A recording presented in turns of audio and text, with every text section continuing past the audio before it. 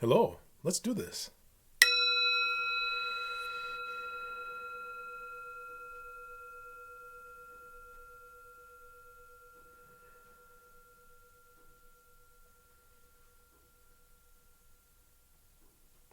I would ask you to take a nice breath in and make that magnificent sigh. Make the ah sound. Ah. Let the breathing come back to normal.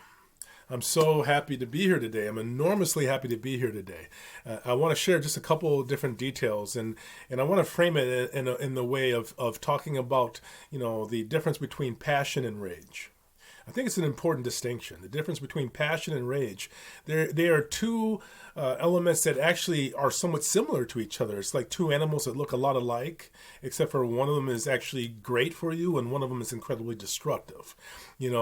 Passion is constructive and rage is destructive. Passion is actually harder to find. It's easier to be angry at someone or something than it is to find a passion that is positive that you're building to. In both states, you might reach impediments. You might, in rage, have someone that you feel a burning hatred for. You might deal with that. That same difficult person when you were in passion, but it's not about that individual. It's about some positive goal beyond that person. So rage tends to focus on the person that is considered, or the situation that's considered to be the antagonist. And passion is really about a creative element that's working to bring about the greater good. Passion is not about tearing someone else down. It's about building something up. And so I just really want to encourage you to really step into passion rather than rage. Rage is much easier. They're both almost like sources of fuel, but rage is almost like a meth addiction. I'm sure you've probably seen the meth ads where you have before and after pictures. That's what rage does to us. It has us hungry to and greedy for more of it. Resentment wants to become anger, and anger wants to become rage.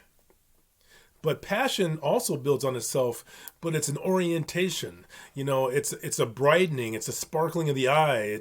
It makes a person attractive.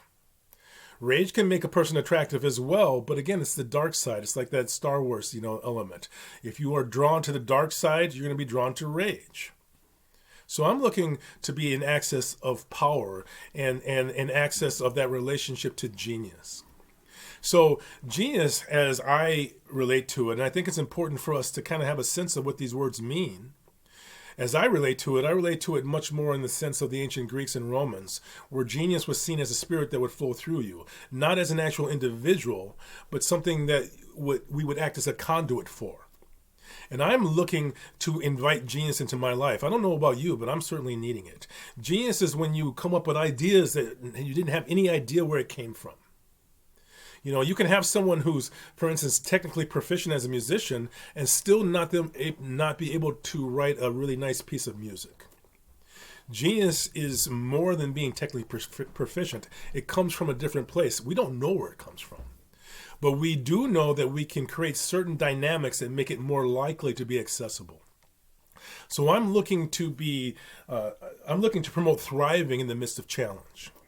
I'm looking to promote a relationship with people who want to develop a relationship with me because I need to get inspired. I want to share the challenge that I deal with because I know that we're all at the all-you-can-eat buffet with our plates piled high. So I'm looking for your support and I'm offering support.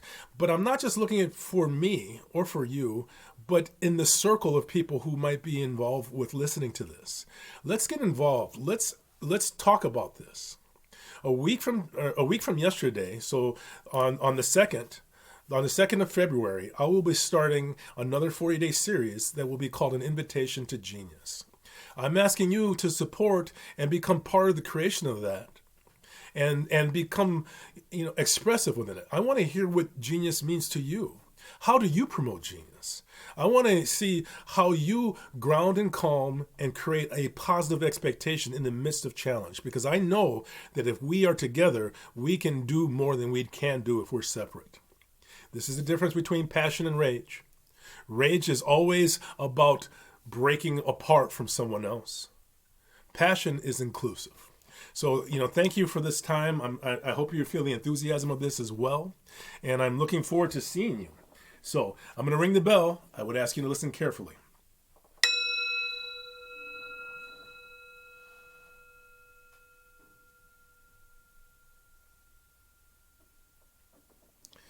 So, passion is about resilience. It's inherently about trusting that we live in a benevolent universe.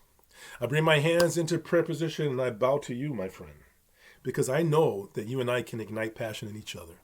Namaste. Have a great day.